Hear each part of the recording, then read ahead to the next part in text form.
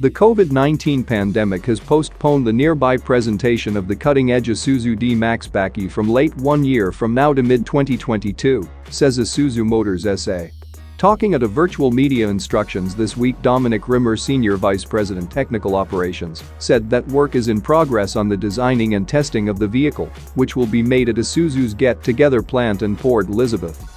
This will be the 7th era of the one-tonner, which was recently known as the KB, and Rimmer said the neighborhood adaptation will have some exceptionally South African highlights and qualities. This cutting-edge D-Max is a critical advance forward for Isuzu, taking all things together regards. It offers best-in-class innovation to improve the driving experience, productivity, and security. He added that critical neighborhood improvement work is being completed to guarantee the D-Max is dependable and strong enough to adapt to SA's difficult climate. This incorporates testing the heat confine, which the current Bakkie has essentially thicker steel in essential regions, for example, the heat box internal boards, load box front board and back end.